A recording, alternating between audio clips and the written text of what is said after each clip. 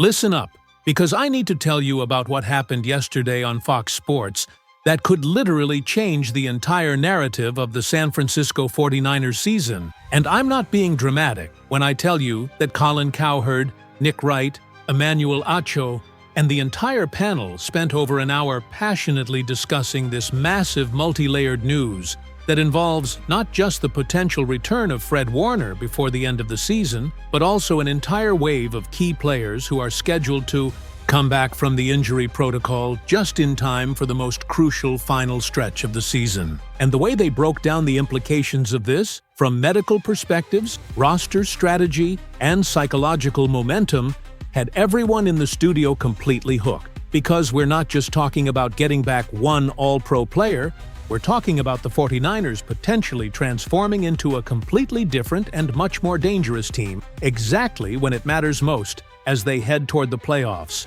with a 9-4 record, despite being the most injury-devastated team in the entire NFL this season. Hey, what's up everyone? 1 second before we dive in, that like button right there? Hit it now. Takes literally 1 second, but makes a massive difference in growing this channel and reaching more fans. Just smash that like real quick. Every like pushes this video further, so do me that favor right now. So Fox Sports opens and Colin Cowherd has this expression on his face like he's about to reveal information that's going to make 49ers fans collectively lose their minds with excitement and anticipation. And he immediately sets the context by showing this absolutely mind-blowing statistic from Sports Info Solutions that lists the NFL teams most impacted by injuries through Week 13. And there are the 49ers at number 1 with 26 games lost to injury, which is an astonishing amount of missing production.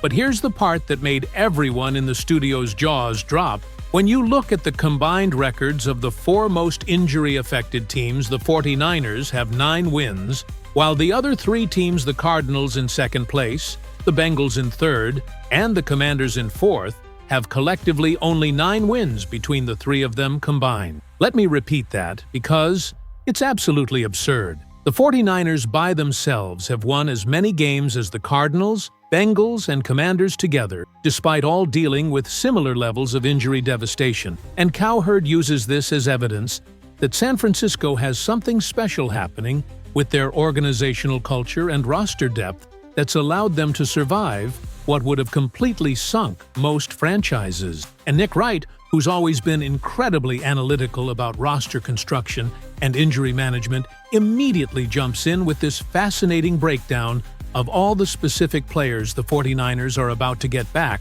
over the next few weeks. And Wright emphasizes that not all these guys are going to return immediately after the bye week, but the timing of having that week off now actually extends the recovery timeline for multiple key players in ways that might not have been medically possible if they were trying to play this weekend. And Wright starts listing the names. You've got Eddie Pinheiro, the field goal kicker, returning, which has been massive for special teams, considering how disastrous that unit had been in previous years. You've got Tabor Pepper returning at long snapper, which sounds like a minor position, but consistency in special teams operations is critical. You've got Sam Okwuegbunam returning, which gives depth to the pass rush. And then there's Yetur Gross-Matos, who when healthy has shown the ability to be a real disruptor coming off the edge. But then Emmanuel Acho interrupts with what I thought was the most important point of the entire segment, and Acho talks about how these aren't just warm bodies coming back to fill roster spots. These are proven contributors who've been integral parts of 49ers' success in previous seasons, and whose absence has forced the team to rely on practice squad guys and street free agents, who frankly shouldn't be getting this many reps on a team with championship aspiration. And Acho makes this brilliant observation about how San Francisco's special teams have completed a complete reversal from being an absolute liability that cost games to being a legitimately productive unit that's made game-winning plays. And much of that improvement can be attributed directly to getting back guys like Eddie Pinheiro, who's been automatic since replacing Jake Moody, and brought stability to a position that had been a rotating nightmare of kickers missing in crucial moments. Colin Cowherd then shifts the focus to the defense and starts talking about how we've seen that unit literally mature and evolve before our eyes over the last few weeks, despite being massively outmanned in terms of talent because of all the injuries they've suffered. And Cowherd cites these defensive numbers from San Francisco's 3-game winning streak, where they've only allowed 22 points against Arizona, 9 against Carolina, and 8 against Cleveland. And those are true elite-level numbers that indicate a defensive coordinator in Robert Saleh, who's absolutely maximizing a group of limited talent players through creative schemes and meticulous preparation. And Cowherd makes this point about how getting players like Sam Okwuegbunam and Gross Matos back isn't going to magically transform this defense into the 2019 unit that had 4 All-Pros on the field simultaneously, but it's definitely going to improve their ability to rotate fresh bodies and maintain intensity for 4 full quarters, which is crucial against elite playoff offenses that are going to exploit any weakness they see. But here's where the Fox Sports discussion took an absolutely explosive turn that had everyone in the studio collectively losing their minds. Nick Wright suddenly brings up this information from Matt Barrows about Fred Warner potentially returning before the end of the season, and you can see the disbelief mixed with pure excitement on everyone's faces as they process what this would mean for the 49ers' championship chances. And Wright starts breaking down the medical timeline, explaining that when Barrows spoke with orthopedic surgeons about the typical recovery schedule for the specific ankle injury Warner suffered, they told him that 16 weeks was normal for athletes, but that there were all sorts of variables, both good and bad, that could accelerate or delay that timeline. And here are the specific probability percentages that Barrows gave for Warner's return. 16% chance for the wild card round, which would be 13 weeks from the injury he suffered on October 12th. 44% chance for the divisional round, 78% chance if the 49ers make it to the NFC Championship game, and 100% just try and stop him if they make it to the Super Bowl. Emmanuel Acho then jumps in with this incredibly nuanced take on why this news is massive, even if Warner doesn't actually return during the playoffs. And Acho makes this brilliant point about how just the fact that Warner is on a rehab schedule that has him targeting a possible return means he's going to have a completely normal and healthy offseason, which is fantastic for his career longevity. And Acho compares this to the Christian McCaffrey situation from last year, where McCaffrey was able to return for a couple games at the end of the season before suffering a completely unrelated PCL injury that knocked him out for the rest of the year. But that ability to ramp up, get some game contact, and then get tons of rest during the offseason set him up perfectly to be completely healthy coming into the 2025 season. And Acho argues we're going to see the same pattern with Fred Warner, where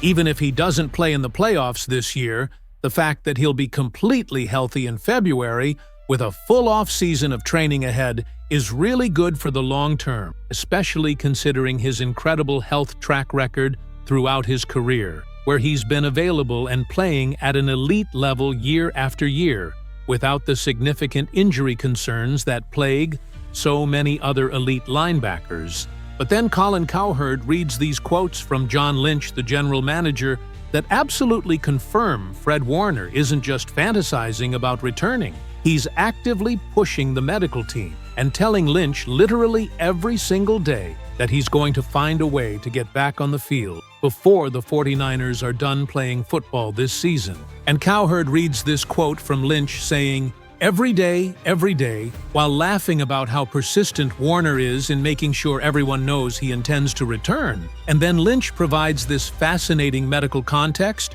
where he admits that medically, the docs say it's probably on the wrong side of the range they would suggest for a safe return. But even the docs with Fred say, you know what, let him rehab, as if he's coming back for something, and we'll see where he's at when we get there. So Warner is on an official plan with the medical team to try to return this season, and the first round of playoffs will take place the weekend of January 10th and 11th, which at that point would be 13 weeks from the day he sustained the injury. Nick Wright then makes this absolutely fascinating historical comparison that I thought added so much context to what we're seeing with Fred Warner. And Wright brings up Terrell Owens returning from a broken leg weeks ahead of schedule in 2005 to play in the Super Bowl and be incredibly productive despite clearly not being fully healthy. And then mentions Jerry Rice returning from an ACL injury much faster than anyone anticipated, though Rice later admitted he rushed back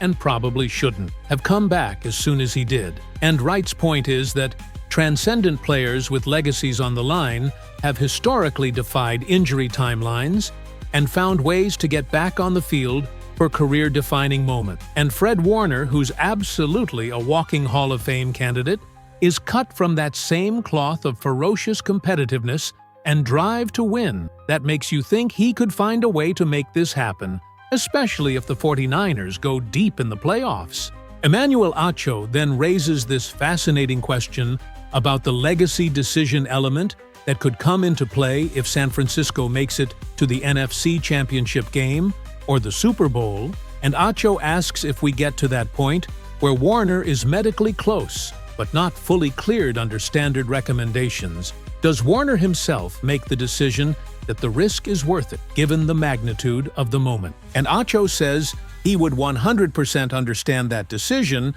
if Warner chooses to take on some elevated level of risk to play in a Super Bowl, because those opportunities don't come around often. And for a competitor like Warner, the idea of sitting on the sideline while his team plays for a championship would be absolutely unbearable. But Acho also emphasizes that he trusts John Lynch, and the medical staff would never put Warner in a position where he could suffer permanent damage or set back his career just to win one game. And that quote from Lynch saying, "It's our duty with a player like Fred to never put him in harm's way in terms of not being ready," really reinforces that the organization is going to prioritize his long-term health over any short-term gain. Colin Cowherd then talks about the absolute dedication Warner is showing during his rehab process. And Cowherd reads these quotes about how Warner is living in a hyperbaric chamber for 2 to 3 hours every single day, which is advanced recovery therapy